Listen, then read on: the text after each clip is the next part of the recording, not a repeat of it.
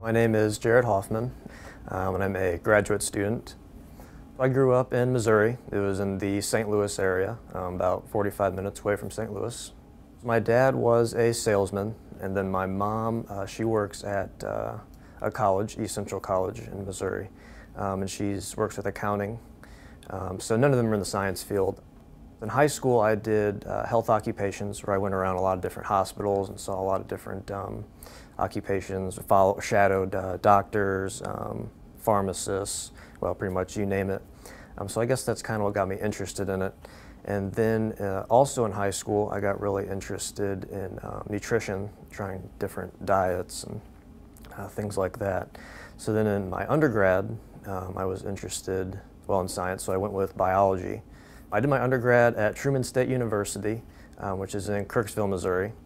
And then for my master's, I went to the University of North Carolina at Greensboro, and I did my master's in nutrition there. I knew I wanted to do research. I liked nutritional science, I liked pharmacology. In Kentucky, I interviewed with Dr. Lynn, and her research was really fascinating. It was right up my alley. And also with UK, it seemed like, and I'd heard it was a very collaborative network with different professors and students. And also during the application process, some of the professors were very helpful to me. They went above and beyond to try and get me here, which I was very impressed with. You know, they actually seemed like they really wanted me here. So yeah, I mean, UK seemed like a perfect fit about every way, and I felt right at home. So I'll be studying pharmacological and nutritional sciences, and I'll be looking at rapamycin and ketogenic diets, and we'll look at that with Alzheimer's and aging and maybe other markers in the brain. So ketogenic diet's a high-fat, low-carbohydrate diet. It'll be primarily fat, probably about 60 to 70% fat. You'll end up having the body create more ketones like beta-hydroxybutyrate, and the brain can then run on beta-hydroxybutyrate or as opposed to glucose, along with other tissue like muscle.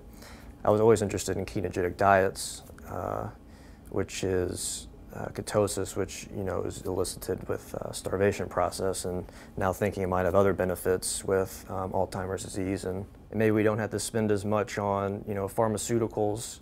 So ketogenic diet would help that, might be a little bit cheaper.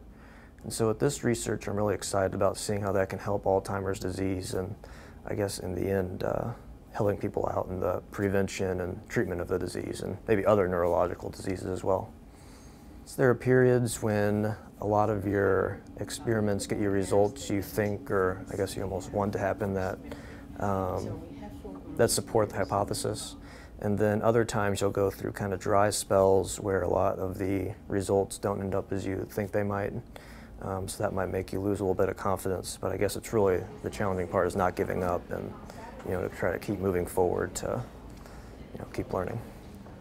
All of us either know somebody or have a family member that has had neurological diseases. Like I have a grandma that had Parkinson's, or we know someone that has cancer, or some other disease that really affects us.